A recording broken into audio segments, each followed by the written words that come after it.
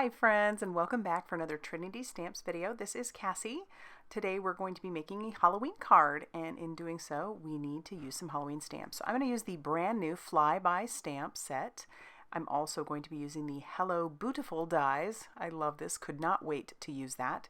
And we're also going to be using the Leafy background, which is a part of their new Slimline stamps line, and I love that they have that. So let's go ahead and start with some ink blending. I have a card panel. This measures 3.5 inches by 8.5 inches, and I'm going to start with some carved pumpkin distress oxide ink. I've got my blender brushes. I'm going to start over on this right hand side because I need plenty of room for my sentiment. The next color I'm bringing in is Rusty Hinge, so I'm going to just kind of work that around the carved pumpkin. And I'm using watercolor paper just because I did want to add a little bit of water to it. And then I came back in with some more carved pumpkin to emphasize that and blend the Rusty Hinge into it. Our next color is Fired Brick, so I will bring that around that whole edge. And it always, when I'm ink blending, it always looks like a hot mess to start, but it always ends up working out when you do the blending. So we'll blend out with that Rusty Hinge again, and it's starting to work.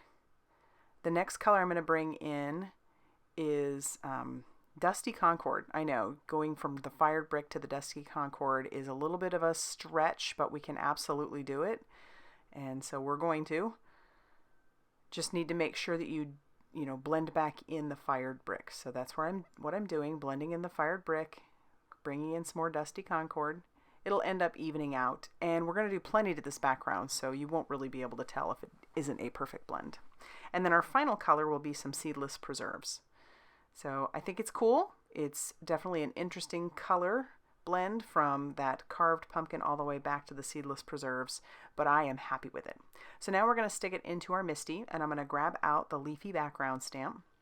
See, I love this. It fits the entire front of a Slimline card. We're not going to stamp the whole thing on the card though, or the panel. We are going to do some partial stamping.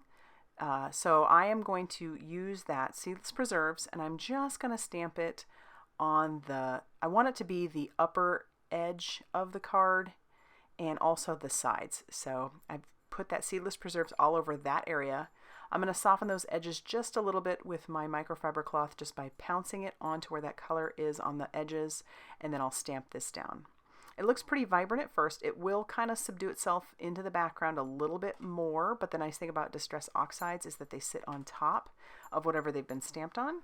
And so as you can tell, where it was stamped over the Dusty Concord and over the Seedless Preserves, it is definitely a little bit lighter. I do decide to bring in some black soot, and so I'm going to take my blender buddy and I'm going to just very lightly put some of that black soot all around the entire outside edge. I'm using just some purple tape on my fingers just to keep my fingers from leaving any finger marks, because the Distress Oxides, because they do sort of stay wet a little bit, I guess, you can definitely leave fingerprints if you are not careful.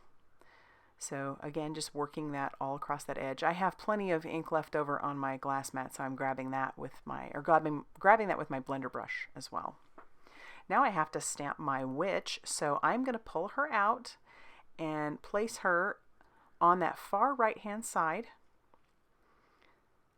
And she's cool. I love these silhouette stamps. They make for some fairly quick cards. And then I'm going to ink her up with some VersaFine Clair Nocturne ink. It's just a nice crisp black pigment ink. So the black you see is the black you're going to get. And I'm going to stamp it a couple times. That's why I did it in the Misty. I wanted to make sure that I had good coverage. So we'll ink it up one more time. And then stamp her down. And she's a beaut. She's beautiful. And then I want to bring in those bats from that stamp set as well. So we're going to stamp those down using that same VersaFine Clair Nocturne ink. And we'll stamp those a couple times also. It just layers so nicely on top of those Oxide inks. Our next step is some splatter. So I'm going to take the Seedless Preserves, put it onto an ink block or a stamp block, and then use a little bit of a wet paintbrush to splatter that all over that background. It's very, very, very subtle, but when it dries, you can see it. Once I'm happy with that, I started off trying to do black soot. It definitely dried back. So I grabbed some black soot paint is what I did. So this is the distress paint, and I'm going to splatter that all over the background. And that stuff is permanent, so the way it splatters is the way it's going to dry. And then, of course, I had to use some sparkle. All right, now I have run the Hello Boo-tiful die through my die cutting machine over some black cardstock. And you could, you know, do it several times to make it a little bit more of a chipboard look, but I decided to stick with just one since this is Slimline. And don't lose the little dot to your eye. To adhere this down, I'm just going to use my same liquid glue. And my only caution to you is be very careful if you are using a liquid glue, because I am adhering this down over the top of some Distress Oxide. If any of that glue leaks out on the sides, you'll definitely be able to tell. It will be matte, but it's going to pull the color that's underneath it. So then I'll dot the eye, and then we'll do the same thing with Hello, using that liquid glue.